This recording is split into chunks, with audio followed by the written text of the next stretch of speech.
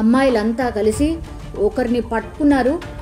చున్నీతో అతన్ని కట్టేసి పోలీసులకు కాల్ చేసి ఆ దుండగుడిని అప్పగించడం జరిగింది. కానీ ఒకటే చెప్తున్నారు ఆడపిల్లలైతే ఈ ఇన్సిడెంట్ తర్వాత ఇది మొదటిసారి కాదు, చాలా టైమ్స్ మేము చెప్పే ప్రయత్నం చేసాం. ప్రిన్సిపల్కి కానీ వీసీకి కానీ చాలా టైమ్స్ మేము చెప్పే ప్రయత్నం చేసాం. మాకు సెక్యూరిటీ వైజ్గా చాలా లోపాలు ఉన్నాయి. సో లోపలికి ప్రవేశించడానికి అన్ని దారులు ఏవైతే ఉంటాయో, హాస్టల్ లోపలికి వెళ్ళే దారులు ఏవైతే ఉంటాయో కంప్లీట్లీ అంటే ఎక్కడ కూడా సెక్యూరిటీ వైజ్గా మాకు కంప్లీట్లీ సెక్యూరిటీ వైజ్గా అసలు ఎట్లాంటి కంచె కానీ లేకపోతే ఇంకోటి కానీ లేదు. కాబట్టి మేము ఎప్పటి నుంచో విజ్ఞప్తి చేస్తున్నాం, మాకు సెక్యూరిటీ వైజ్గా లోపాలు ఉన్నాయి, వాటిని సరిదిద్దండి. సీసీ టీవీలు కూడా కనీసం లేవు, వాటిని ఏర్పాటు చేయండి. ఆడపిల్లలము, మేము ఎట్లా ఉండాలి, మాకు భయం వేస్తుంది అన్నటువంటి మాట చెప్తున్నారు. అండ్ ఆడపిల్లలు కాబట్టి తల్లిదండ్రులు కూడా చాలా టైమ్స్ ఇట్లాంటి వార్తలు చూసినప్పుడు కూడా వాళ్ళు కూడా చాలా టైమ్స్ ప్రిన్సిపల్ కావచ్చు, ఓయూకు సంబంధించిన ప్రిన్సిపల్ కావచ్చు, లేదంటే వీసీకి కావచ్చు విజ్ఞప్తి చేసే ప్రయత్నం చేశారు. ఆడపిల్లలు ఇట్లాంటి హాస్టల్లో ఉంటున్నప్పుడు, చదువు కోసం వాళ్ళు వచ్చి ఉంటున్నప్పుడు మరి ఇట్లాంటి కనీస సెక్యూరిటీ ఉండకపోతే ఎట్లా ఉంటారు అన్నటువంటి మాట ఎన్నిసార్లు వాళ్ళ పేరెంట్స్ వచ్చి విజ్ఞప్తి చేసినా కూడా పట్టించుకోలేదు. ఇప్పుడు పట్టించుకోలేదు అన్నదానికి నిదర్శనం ఇక్కడ మనకు స్పష్టంగా కనిపిస్తోంది. అర్ధరాత్రి ఈ ఇన్సిడెంట్ జరిగింది. పూర్తిగా హాస్టల్లో ఆడపిల్లలు మాత్రమే ఉంటారు. ఉస్మానియా హాస్టల్లో కేవలం ఆడపిల్లలు మాత్రమే ఉంటారు, మనందరికీ తెలిసిందే. సో వాళ్ళందరూ కూడా కాలేజ్ స్టూడెంట్స్, వాళ్ళు వెళ్ళి అక్కడ ఉంటూ చదువుకుంటున్న పరిస్థితి.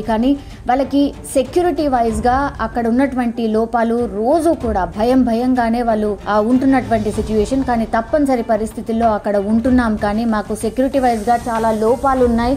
సో దయచేసి పట్టించుకోండి, దయచేసి మా విన్నపాన్ని పట్టించుకోండి అని ఎన్నిసార్లు విజ్ఞప్తి చేసినా, కొన్ని సంవత్సరాల నుంచి నేను విజ్ఞప్తి చేస్తున్నా కూడా మా మాటలు అసలు పట్టించుకోవట్లేదు. అయినా సరే భయంతో మా జాగ్రత్తలో మేము ఉంటూ ఇక్కడ ఉంటున్నాము. కానీ ఈరోజు ఇన్సిడెంట్ ఏదైతే జరిగిందో కంప్లీట్లీ ఈ దుండగులు ఎవరైతే ఉన్నారో, ఇద్దరు దుండగులు వచ్చారట. కానీ ఒకతన్ని డేర్ చేసి అమ్మాయిలు పట్టుకొని చున్నీతో కట్టేసి పోలీసులు వచ్చే వరకు వాళ్ళే అతనికి కాపలాగా ఉంటూ పోలీసులకు అప్పగించడం జరిగింది.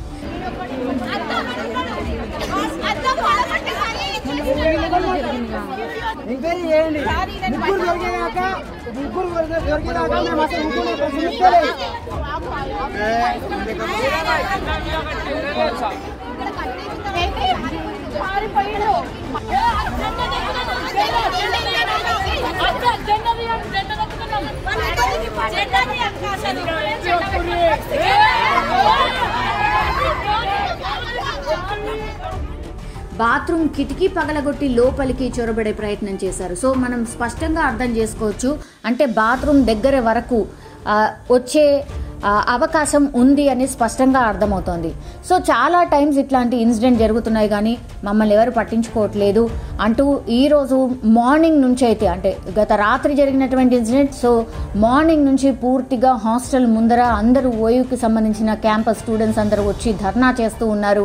ఆడపిల్లలకు సెక్యూరిటీ లేదు, ఎలా ఉంటారు ఇందులో, ఇట్లా దుండగులు ప్రవేశించడం ఏంటి, మగపిల్లలు లోపలికి వెళ్ళిపోవడం ఏంటి, ఇట్లాంటివి సెక్యూరిటీ లోపాలు ఇక్కడ చాలా ఉన్నాయి, దయచేసి పట్టించుకోండి అని ఎన్నిసార్లు విజ్ఞప్తి చేసినా అక్కడ ఉన్నటువంటి అధికారులు, ఉన్నతాధికారులు పట్టించుకోవట్లేదు అని ఎన్నిసార్లు విజ్ఞప్తి చేసినా కూడా ఈరోజు ఈ పరిస్థితి చూడండి.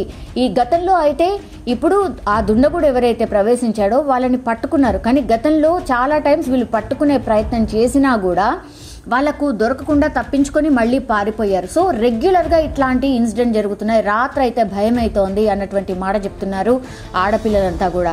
ఈ రోజు అయితే పూర్తిగా ఓయూ క్యాంపస్ హాస్టల్ ముంగర పూర్తిగా ఓయూకి సంబంధించిన పిల్లలందరూ నినాదాలు చేస్తున్నారు. ఉన్నతాధికారులు వచ్చి మాట్లాడండి, ఈ సమస్యకి పరిష్కారం మాకు ఇమీడియట్గా కావాల్సిందే, వీసీ కావచ్చు అండ్ అక్కడ ఉన్నటువంటి ప్రిన్సిపల్ కావచ్చు వచ్చి దీనికి ఆన్సర్ చెప్పండి.